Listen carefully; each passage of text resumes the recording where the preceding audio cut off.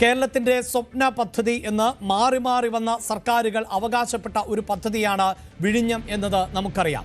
ആ വിഴിഞ്ഞം പദ്ധതിയുടെ ആകാശ ദൃശ്യങ്ങൾ ആണ് ഞങ്ങൾ പ്രേക്ഷകരിലേക്ക് എത്തിക്കുന്നത്. ആ പദ്ധതി എത്രത്തോളം വലിയ ഒരു പ്രൊജക്റ്റ് ആയിരുന്നുവെന്ന് ആ ദൃശ്യങ്ങളിൽ നിന്ന് പ്രേക്ഷകർക്ക് വ്യക്തമാകും. ഇതാ കേരളത്തിന്റെ വികസന കുതിപ്പിൽ നാഴികക്കല്ലാകാൻ പോകുന്ന ദൃശ്യങ്ങൾ. ഈ പദ്ധതി 2015 ഡിസംബർ 5 ഈ വിഴിഞ്ഞം തുറമുഖ നിർമ്മാണത്തിന്റെ ആദ്യഘട്ടം ആരംഭിച്ചത്. അതായത് ഒരു പതിറ്റാണ്ട് മുമ്പ് 2023 ഒക്ടോബർ 15 ആദ്യ കപ്പലായ ഷെൻഹുവ വിഴിഞ്ഞം തീരത്ത് എത്തുകയും ചെയ്തു. ക്രെയിനുകളും നിർമ്മാണ ഉപകരണങ്ങളുമായാണ് ഈ ചൈനീസ് ചരക്ക് കപ്പൽ വിഴിഞ്ഞത്ത് എത്തിയത്. അന്ന് വലിയ തോതിൽ ആ ചരക്ക് കപ്പലിന്റെ വരവ് സംസ്ഥാനം ആഘോഷിച്ചു. മാധ്യമങ്ങളിൽ വലിയ വാർത്താ പ്രാധാന്യവും നേടിയതാണ്. 2024 ജൂലൈ 12 വിഴിഞ്ഞത്ത് ട്രയൽ റൺ ആരംഭിച്ചത്. വാണിജ്യാടിസ്ഥാനത്തിൽ ഔദ്യോഗികമായി പ്രവർത്തനം ആരംഭിക്കുന്നത് 2023 ഡിസംബർ 3 ആയിരുന്നു. ഏറ്റവും നിർണായകമായ നീക്കങ്ങൾ ഉണ്ടായത് 2025 ഫെബ്രുവരിയിൽ ആയിരുന്നു.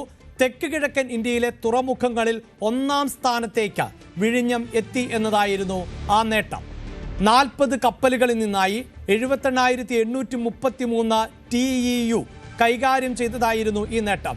TEU എന്നത് ഈ ചരക്ക് ഗതാഗതം അല്ലെങ്കിൽ കപ്പൽ ചരക്ക് വിനിമയത്തെ സംബന്ധിച്ച ഒരു സ്റ്റാൻഡേർഡ് യൂണിറ്റ് ആണ് എന്നതാണ് പ്രേക്ഷകരോട് എടുത്ത് പറയേണ്ടത്.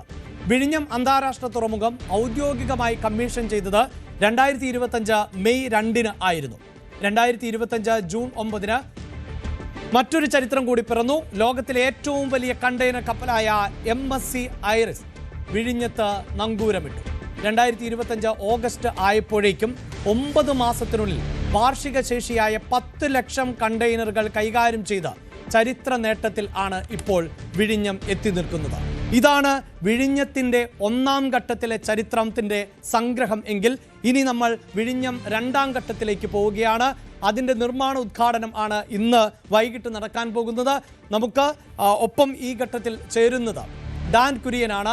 ഡാനിലേക്ക് പോകുമ്പോൾ ഡാൻ, ഒരുപക്ഷെ കേരളത്തിന്റെ വികസന കുതിപ്പിൽ നാഴികക്കല്ലാകും എന്ന് നേരത്തെ തന്നെ നിരീക്ഷിക്കപ്പെട്ടിരുന്ന വിഴിഞ്ഞം പദ്ധതി അതിവേഗം ഇപ്പോൾ മുന്നോട്ട് പോവുകയും കേരളത്തിന്റെ സമ്പദ്ഘടനയിലടക്കം വലിയ മാറ്റങ്ങൾക്ക് വഴിയൊരുക്കി കഴിയുകയും ചെയ്തിട്ടുണ്ട്. ഇതുമായി ബന്ധപ്പെട്ട വിവാദങ്ങൾ ഇപ്പോഴും തുടരുന്നുണ്ടാകാം. പക്ഷേ ഈ നിർമ്മാണ പുരോഗതി അതിവേഗം മുന്നോട്ട് പോവുകയാണല്ലോ.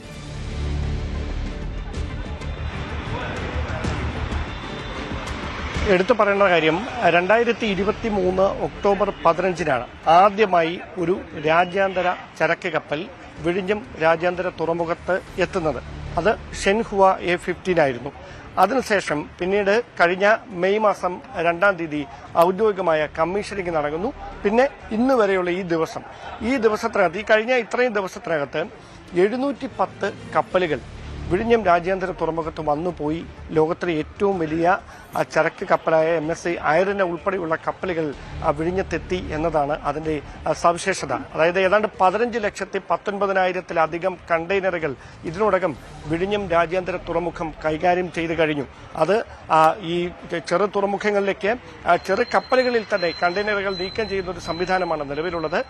മറ്റ് റിംഗ് റോഡിന്റെയും മറ്റ് അനുബന്ധ വികസന പദ്ധതികളുടെയും നിർമ്മാണം വേഗത്തിൽ പൂർത്തിയായാൽ മാത്രമേ അത് റോഡ് വഴിയുള്ള ചരക്ക് ഗതാഗതം പൂർണ്ണമാകുകയുള്ളൂ. എന്തായാലും അതടക്കമുള്ള വലിയ ലക്ഷ്യങ്ങൾ മുമ്പിൽ വെച്ചുകൊണ്ടാണ് 2ാം ഘട്ടത്തിന് ഇന്ന് ഉദ്ഘാടനം നടക്കാൻ പോകുന്നത്. മുഖ്യമന്ത്രി പിണറായി വിജയൻ വൈകുന്നേരം 4 മണിക്ക് വിഴിഞ്ഞം രാജ്യാന്തര തുറമുഖത്തെ പ്രത്യേകം തയ്യാറാക്കിയ വേദിയിലായിരിക്കും ഈ 2ാം ഘട്ട നിർമ്മാണ പദ്ധതികളുടെ ഉദ്ഘാടനം നിർവഹിക്കുക.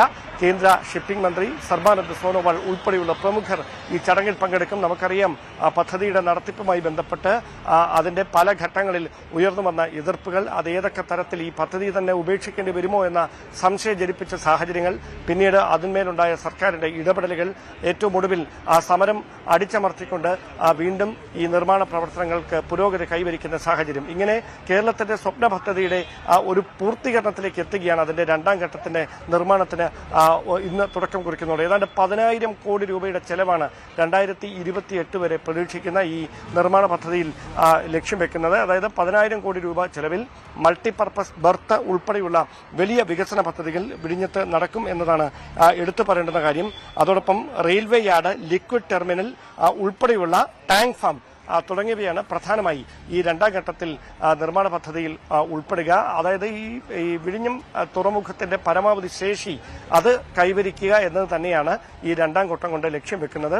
ആ ഒരു വലിയ ലക്ഷ്യം മുന്നിൽ വെച്ചുകൊണ്ട് തന്നെയാണ് എത്രയും പെട്ടെന്ന്, അതായത് 2026 ഇന്ന് തന്നെ ഇതിന്റെ ഈ നിർമ്മാണ ഉദ്ഘാടനത്തിന് തുടക്കം കുറിച്ച് അതിവേഗത്തിൽ 2028 തന്നെ അതിന്റെ നിർമ്മാണം പൂർത്തിയാക്കുന്ന തരത്തിലാണ് അതിന്റെ ഒരു പ്രൊജക്ട്. ഓരോ ദിവസവും ഓരോ മാസവും അതിന്റെ കൃത്യമായ നിരീക്ഷണമുണ്ട്.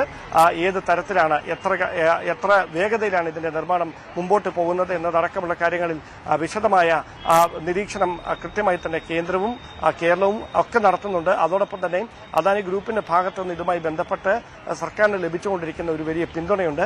അതെല്ലാം കൂടി ചേർന്നാണ് ഈ രണ്ടാം ഘട്ടം 2028 പൂർത്തിയാക്കുക എന്ന ഒരു വലിയ ലക്ഷ്യം മുമ്പിൽ വെച്ചുകൊണ്ട് അതിന്റെ നിർമ്മാണ പ്രവർത്തനങ്ങൾക്ക് ഇന്ന് തുടക്കം കുറിക്കാൻ പോകുന്നു. തീർച്ചയായും ഡാൻ തുടരുക. ഈ സൂചിപ്പിക്കുന്നത് പോലെ രണ്ടാം ഘട്ടവും പ്രൗഢഗംഭീരമാകുന്ന ചടങ്ങ് തന്നെയാണ്. കേന്ദ്രമന്ത്രി ഉൾപ്പെടെ പങ്കെടുക്കുകയും ചെയ്യുമ്പോൾ എന്താണ് ഈ രണ്ടാം ഘട്ടത്തിലേക്ക് കടക്കുമ്പോൾ ഉണ്ടാകാൻ പോകുന്ന മാറ്റം? ഞാൻ നേരത്തെ തന്നെ സൂചിപ്പിച്ചു കഴിഞ്ഞു. ആദ്യഘട്ടത്തിൻ്റെ ഒരു ചരിത്രം ആണ് പറഞ്ഞത്. ഇപ്പോൾ തന്നെ ഈ ചരക്ക് എത്തിക്കുന്നതിൽ കേരളം രാജ്യത്തെ തന്നെ ഏറ്റവും മികച്ച തുറമുഖമായി വിഴിഞ്ഞം മാറിക്കഴിഞ്ഞിരിക്കുന്നു എന്നുള്ളതാണ്. ഇനി നമുക്ക് പരിശോധിക്കേണ്ടത് വിഴിഞ്ഞം രണ്ടാം ഘട്ടത്തിലേക്ക് പോകുമ്പോൾ എന്താണ് സംഭവിക്കാൻ പോകുന്നത് എന്നതാണ്. അതിലേറ്റവും എടുത്തു പറയേണ്ടത് വിഴിഞ്ഞം രണ്ടാം ഘട്ടത്തിലേക്ക് പോകുമ്പോൾ കോടിക്കണക്കിന് രൂപയുടെ നിക്ഷേപം ആണ് ഈ രണ്ടാം ഘട്ടത്തിൽ വരാൻ പോകുന്നത് എന്നതാണ്. ഏതാണ്ട് 10,000 കോടി രൂപയ്ക്ക് അടുത്തുള്ള നിക്ഷേപ പദ്ധതികൾ ആണ് ഈ രണ്ടാം ഘട്ടത്തിന്റെ ഭാഗമായി നടപ്പിലാക്കാൻ പോകുന്നത്. 9,700 കോടിയുടെ നിക്ഷേപത്തിന്റെ അടിസ്ഥാനത്തിൽ ആണ് ഈ രണ്ടാം ഘട്ട പ്രവർത്തനങ്ങൾ നടക്കുന്നത് എന്നുള്ളതാണ്.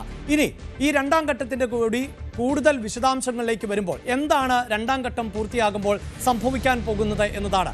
രണ്ടാം ഘട്ടം പൂർത്തിയാകുന്നതോടുകൂടി കണ്ടെയ്നർ കയറ്റുമതി എന്നത് വലിയ തോതിൽ വർദ്ധിക്കുന്ന സാഹചര്യം. അതായത് കയറ്റുമതിയുടെ കാര്യത്തിൽ കേരളം ഒരു പടി കൂടി മുന്നോട്ട് പോകും എന്നതിനോടൊപ്പം തന്നെ ഈ കണ്ടെയ്നറുകളുടെ, ഇപ്പോൾ നമുക്ക് ഈ ചിത്രങ്ങളിൽ കാണാം, ഒരു ഷിപ്പിൽ ഏതാണ്ട് ഈ ഇഷ്ടികയൊക്കെ അടുക്കി വെച്ചിരിക്കുന്നത് പോലെ നമുക്ക് തോന്നുമെങ്കിൽ അത് കണ്ടെയ്നറുകൾ ആണ്. ഏതാണ്ട് 20 അടി നീളവും 8 അടി ഉയരവും 8.5 അടി വീതിയുമുള്ള വലിയ കണ്ടെയ്നറുകൾ ആണ്. ഈ കണ്ടെയ്നറുകൾ ഈ രണ്ടാം ഘട്ട നിർമ്മാണം പൂർത്തിയാകുന്നതോടുകൂടി റോഡ് മാർഗത്തിലൂടെ തന്നെ ഇവിടെ നിന്ന്, അതായത് വിഴിഞ്ഞം തുറമുഖത്ത് നിന്ന് അനായാസം നീക്കം ആരംഭിക്കും എന്നുള്ളതാണ്. അത് നിരവധിയായ തൊഴിലവസരങ്ങൾ മാത്രമല്ല, ഒട്ടേറെ മറ്റവസരങ്ങൾ കൂടി, അനുബന്ധ അവസരങ്ങൾ കൂടി ഈ റോഡ് മാർഗമുള്ള ഗതാഗതം ആരംഭിക്കുമ്പോൾ സംഭവിക്കാൻ പോകുന്നു എന്നുള്ളതാണ്. മറ്റൊരു വലിയ പ്രത്യേകത എന്നത് ഈ രണ്ടാം ഘട്ടത്തിൽ ഉണ്ടാകുന്ന ഏറ്റവും സവിശേഷമായ ഒന്ന്, വലിയ കപ്പലുകൾക്ക് ഈ രണ്ടാം ഘട്ടം പൂർത്തിയാകുമ്പോൾ വിഴിഞ്ഞം തുറമുഖത്ത് നിന്ന് ഇന്ധനം നിറയ്ക്കാനുള്ള സാഹചര്യം ഉണ്ടാകും എന്നുള്ളതാണ്. അതായത് സുരക്ഷാ സംവിധാനങ്ങളൊക്കെ ഒരുക്കിക്കൊണ്ട്, നമുക്കറിയാം കോടിക്കണക്കിന്, അത് ഒരുപക്ഷെ ഒരു സാധാരണ മനുഷ്യന്റെ മനസ്സിൽ കണക്കിലാക്കാവുന്ന തുകയേക്കാൾ വലിയ ഉയർന്ന തുകയുടെ ബിസിനസ്സാണ് ഈ വിഴിഞ്ഞത്തൊക്കെ നടക്കുന്നത്. അപ്പോൾ ഇന്ധനം നിറയ്ക്കുന്നത് ഉൾപ്പെടെ അതീവ സുരക്ഷാ സംവിധാനങ്ങളോടുകൂടി നടപ്പിലാക്കേണ്ട ഒന്നാണ്. രണ്ടാം ഘട്ടം പൂർത്തിയാകുന്നതോടുകൂടി വലിയ മദർഷിപ്പുകൾക്ക് അവിടെ നിന്നുകൊണ്ട് ഇന്ധനം നിറയ്ക്കാൻ സാധിക്കും എന്നതാണ് ഈ രണ്ടാം ഘട്ടത്തിന്റെ നിർമ്മാണം പൂർത്തിയാകുന്നതോടുകൂടി വിഴിഞ്ഞത്ത് സാധ്യമാകാൻ പോകുന്നത്. മറ്റൊന്ന്, ഈ രണ്ടാം ഘട്ടത്തിലെ യാർഡിൽ 1,00,000 കണ്ടെയ്നറുകൾ സൂക്ഷിക്കാം എന്നതാണ്. ഒരുപക്ഷെ ഈ കണക്കും പ്രേക്ഷകർക്ക് എത്രത്തോളം ഉൾക്കൊള്ളാൻ പറ്റുന്ന ഒന്നാണ് എന്നത് അറിയില്ല. കാരണം ഈ ദൃശ്യങ്ങളിൽ കാണാം, നേരത്തെ നമ്മൾ ആകാശ ദൃശ്യങ്ങളൊക്കെ കാണിക്കുമ്പോൾ അറിയാം ഈ കണ്ടെയ്നറുകൾ ഇങ്ങനെ അടുക്കി വെച്ചിട്ടുള്ളത്. അങ്ങനെ 1,00,000 കണ്ടെയ്നറുകൾ എന്ന രീതിയിലേക്ക് ഈ യാർഡിൻ്റെ കപ്പാസിറ്റി മാറുന്നു എന്നതാണ് എടുത്തു പറയേണ്ടത്. അതോടൊപ്പം തന്നെ ഈ ഞാൻ സൂചിപ്പിച്ചു കഴിഞ്ഞു, വലിയ കൂറ്റൻ കപ്പലുകൾ ആണ് കേരള തീരത്തേക്ക് എത്തുന്നത്. വിഴിഞ്ഞത്തിൻ്റെ ഒരു പ്രത്യേകത തന്നെ അതാണ്. അതായത് കൂടുതൽ വാർത്തകൾക്ക് News 18 Keralam YouTube channel subscribe ചെയ്യുക.